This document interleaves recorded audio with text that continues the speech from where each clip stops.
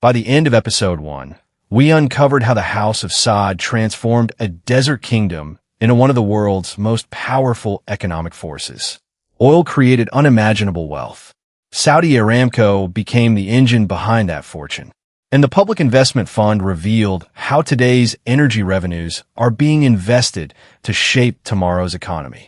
But money alone doesn't explain power, because around the world, countless billionaires own luxury homes, private jets, and global investments. Yet very few can influence energy markets, reshape international business, or affect the price of fuel paid by billions of people. So what makes the House of Saud different? The answer isn't found in a bank account.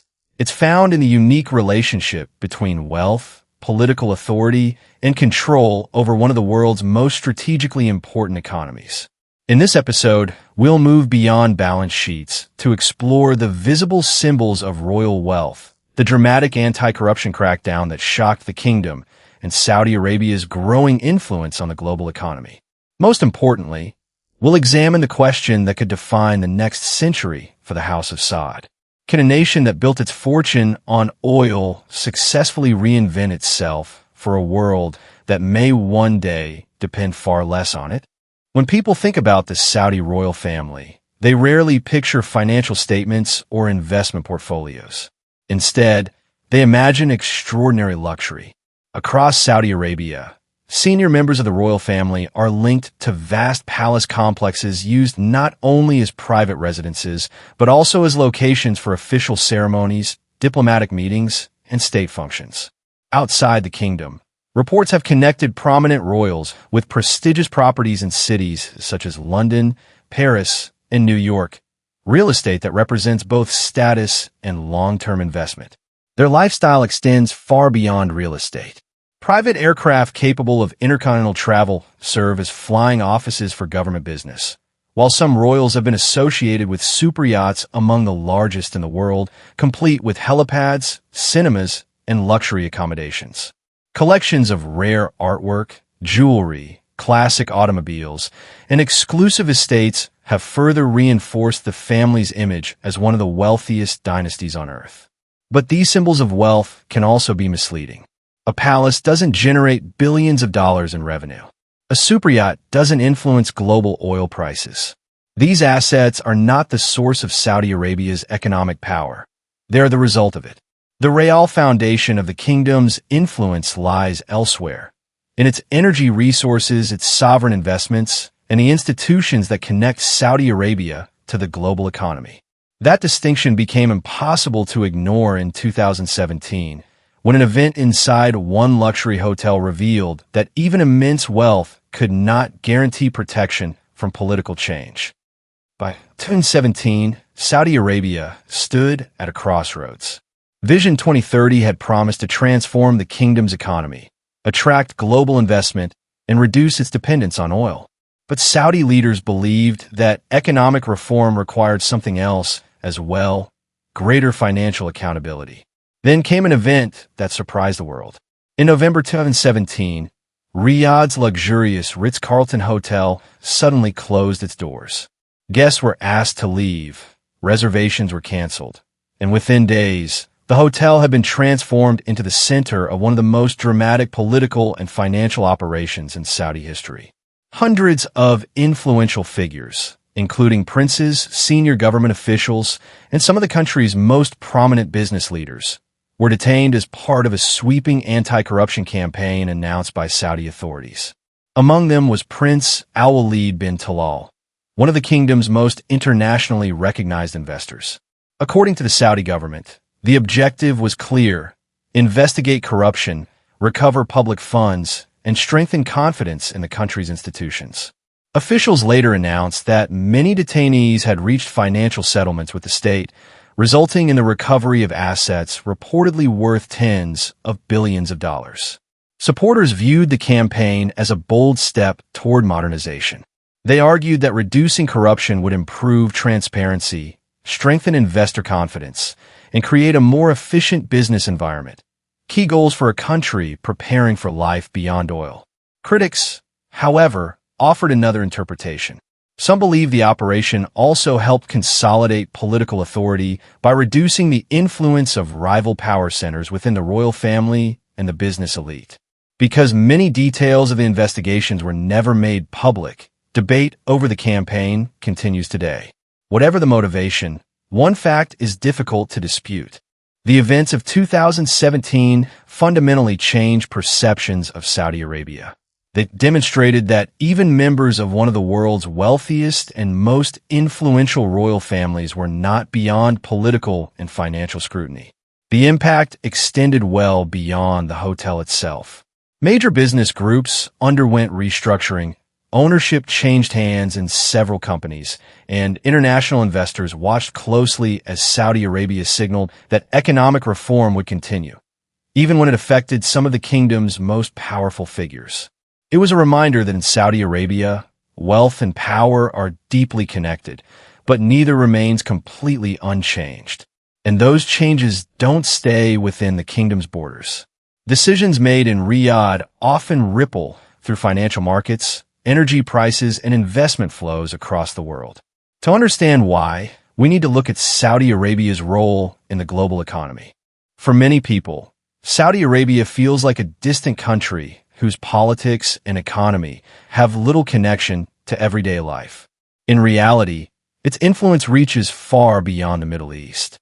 Every time fuel prices rise, airline tickets become more expensive, or businesses face higher transportation costs, global energy markets are often part of the story. And because Saudi Arabia is one of the world's largest oil producers, its decisions can have an impact that extends across continents. Through its leadership within OPEC Plus and its ability to adjust oil production, the kingdom remains one of the most closely watched players in the global energy market. Investors, governments, and central banks pay close attention because changes in energy supply can influence inflation, economic growth, and financial markets around the world. But Saudi Arabia's influence is no longer limited to oil. Through the Public Investment Fund, the kingdom has become one of the world's most active sovereign investors, directing capital into technology, artificial intelligence, infrastructure, tourism, renewable energy, logistics, and sports. These investments connect Saudi Arabia with businesses and industries across the globe while helping diversify its own economy. This reflects a broader shift in how nations project influence. In today's world, economic power is measured not only by natural resources, but also by investment, innovation, and strategic partnerships. Saudi Arabia is working to strengthen all three.